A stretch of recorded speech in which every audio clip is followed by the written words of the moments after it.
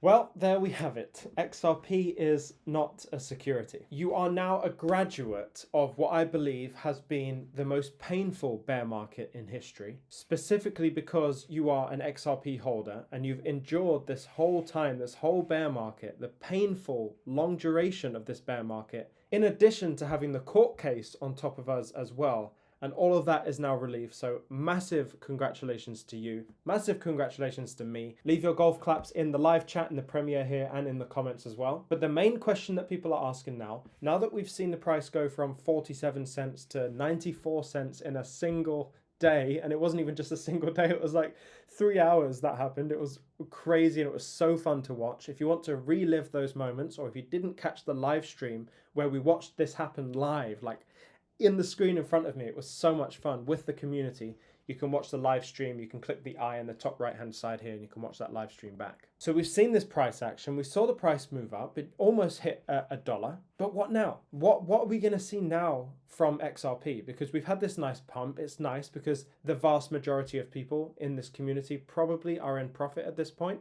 which is obviously the ideal situation that we want. But it's not the life-changing money that we want just yet. The only thing is that now all the thoughts and all the connections that we've been making, not just legally, but all the other things, have the justification of all of that has just started now. We were right about the court case. I wonder how much more we're right about. And so really I see there are three avenues that are going to be taken here. The first avenue, which is probably the least desirable, is that we just stick to that G20 cross-border payments thing, and XRP is only used in cross-border payments. And essentially we just go to the schedule as planned, all the way through to the end of 2025, and then it kind of gets turned on with a new slate, or starting anew, or flipping the switch, however you want to put it. I think the positive of that happening is that we probably see a nice speculation bull run in between then. And so while we don't get any true utility at this point, we might have a speculation bull run, and that's nice because we can take profits, we can buy in again at the bottom and then wait for our utility pump. But it's not as easy as that, is it? Because we have signs of utility coming through already, and we're about to get into that. The first thing that entered my mind was actually option number 2. And that was that the companies now, all of the companies around the world, all the fintechs, all of the financial institutions, are all going to now have to start trying to define individually what they believe about XRP. Do they feel like XRP is now in the clear? Because everyone can interpret law in different ways. And I'm thinking if there's companies out there that kind of, they think maybe that wasn't worded exactly how we wanted it, or that, the court case isn't specifically over about, the whole thing's not over. There's an element of institutional sales that's going to go to court or going to go to trial. And so could they use that as justification to delay even further? This was my thought process. But then I remember an interview all the way back with John Deaton and the legal counsel, or the top legal guy at Coinbase, basically asking, what's the pivot point of when you will actually relist XRP? And it said, we're absolutely not saying we're never going to relist XRP. We will only relist XRP, and we'll do it quite quickly if it's absolutely clear what the resolution is for XRP, whether it is a security or it's not a security. If it's not very clear, we won't relist XRP. And what happened last night?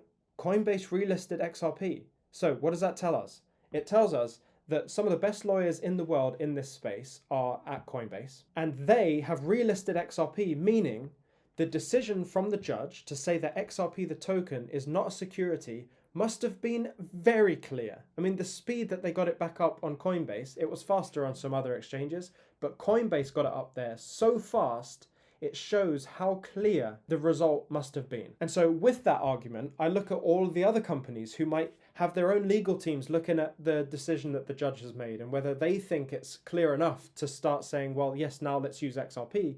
Well, Coinbase thought it was very clear and they made action, they took action. So because of the speed of that, I doubt that other legal teams around the world in these other companies are going to hesitate much either. It was very clear. The decision was very clear about the asset. So I would imagine that companies can get started basically as soon as Coinbase did. So in that eventuality that there is very little legal thought process to actually go into here, the next thing was, well, how long, and this is the third one, how long does it actually take a company to start using XRP? If you're using a traditional system and you voiced in public, let's say Bank of America or Bank of Japan, which we'll get into in a second, They've been saying we want to use XRP, and we will when the court case is over. How soon does that switchover happen? I mean, actually happen, not just the announcement, because over the next couple of days, this whole weekend and all of next week, we're going to get companies announcing we're now going to use XRP. There'll be companies that come out of the woodwork that we hadn't even heard of. There'll be partnerships we hadn't heard of. But we'll likely also get a statement from the likes of Bank of America very soon about how they're going to use XRP for their cross-border payments. But the big question in my mind is, how long does it actually take to switch over systems for payments?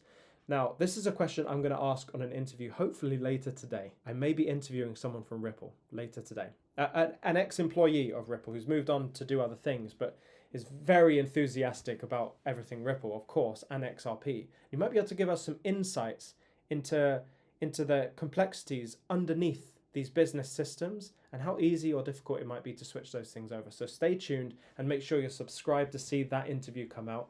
We've also got some crazy interviews coming out too next week. And so let me move on to the Bank of Japan. The Bank of Japan recently announced, yesterday to this morning, I think when they probably woke up yesterday, because on the live stream, when we saw the price going up, all of Asia and Australia were asleep at that point. And so they've obviously woken up, seen the decision, and the Bank of Japan have essentially come out and said, we're going to start using XRP, the asset from Ripple, specifically XRP, for our cross-border payments. I think I even saw somewhere to say that all the banks in Japan will be using XRP, specifically for cross-border payments. And so when I look at the Bank of Japan being a massive central bank, I think, well, if they are making that announcement that quickly about things, how quickly are we going to hear these other central banks starting to actually say XRP by name? Potentially, the days of us connecting the dots and saying they're saying XRP without actually saying it, I wonder how many of those are going to go away now. I wonder how many big documents come out saying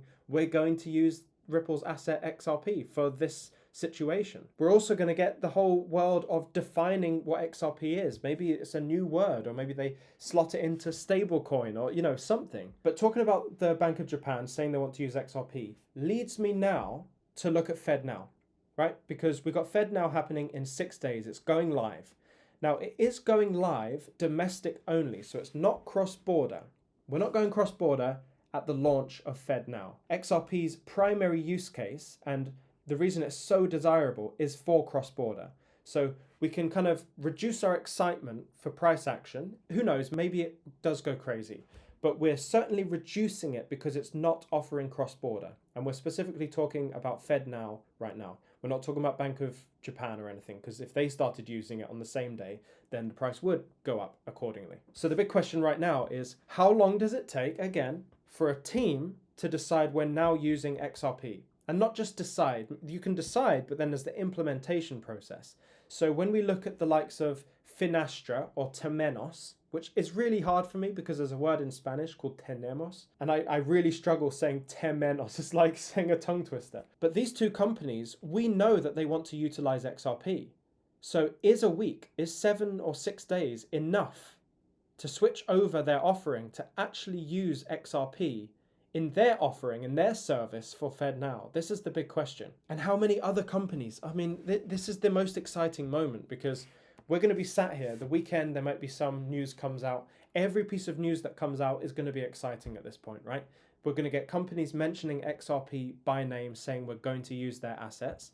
I hope that we get deadlines for these things, like on this date, we're converting our old system to this new system and we're using XRP. That would be the dream, of course. And I did put in a request to actually interview someone at Finastra. I got declined because it's quite busy there at the moment. That's literally the words they used. It's quite busy, which I completely understand. But I do wonder if I revisited that invite, whether I would actually get accepted now that these individuals might be able to talk more freely about what they're offering and what they're doing for FedNow. So stay tuned with me on that one. And this really puts to bed the idea that the rest of the world doesn't care about the US's classification of XRP. That's completely false. We know that now. How do I know that? Well, as soon as the US court case is finished, the SEC's court case is finished, and Ripple is announced as not a security, why all of a sudden does the Bank of Japan announce that they're going to use XRP? That seems a very interesting timing, first of all, and also they're outside of the US, right?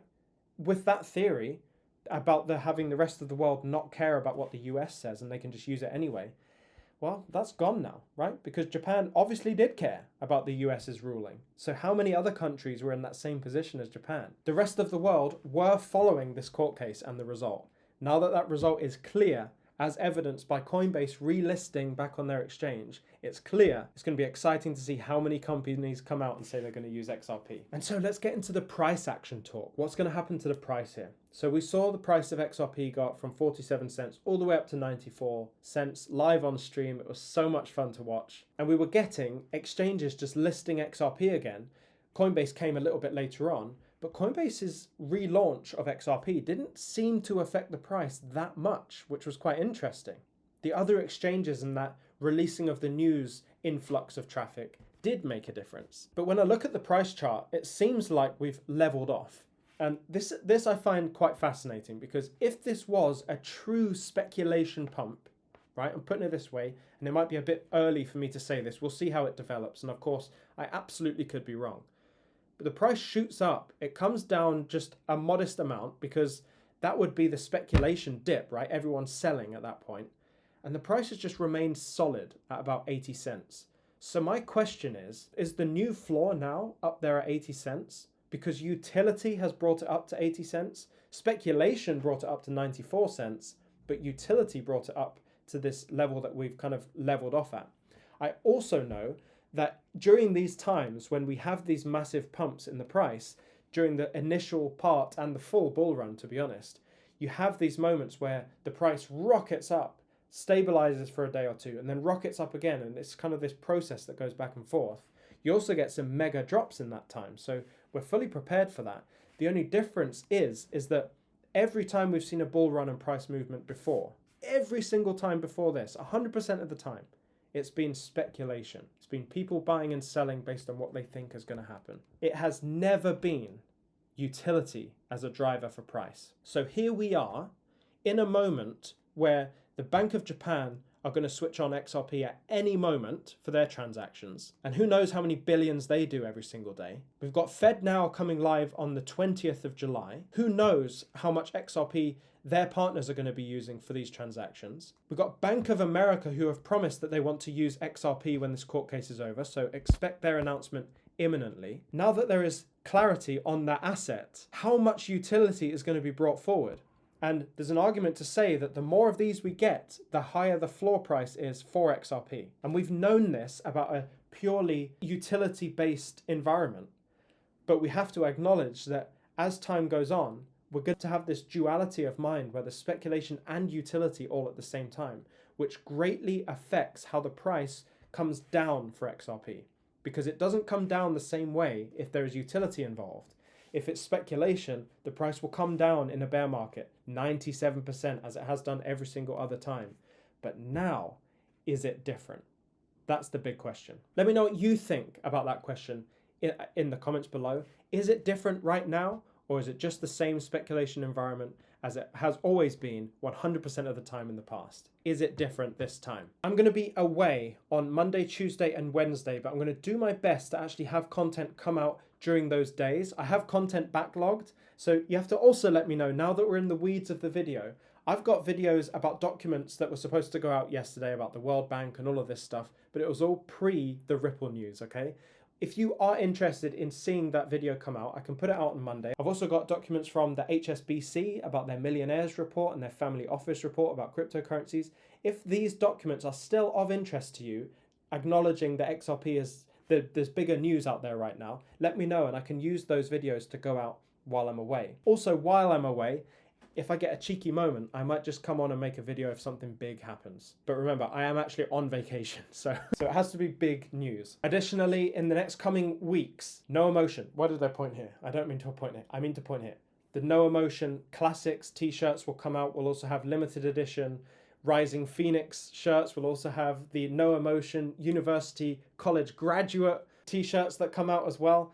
These will both be limited edition. The classics, the black and white versions of these will just always be available, but those are coming in the next couple of weeks, so stay tuned as well. And they are live. I'll obviously announce it, and the products will be below the video. You can just scroll down and you'll see the products below every single video on this channel. In addition, we'll also be releasing the David Schwartz shorts. I absolutely love these. I love them so much. They're just shorts with David on them. The David shorts. And I think it's going to be genius. The goal of all of this, when they come out, I want everyone to tag David Schwartz. I want to send him a pair of David shorts to David Schwartz. So if we can make that happen as a community, stay tuned for the releases of No Emotion Collection 2. If you want to watch my podcast with other experts in the field, you can click that video below. If you want to watch the video that the algorithm thinks is perfect for you, you can click the video right up top there. You can also smash like right now and punch my face to subscribe to this channel.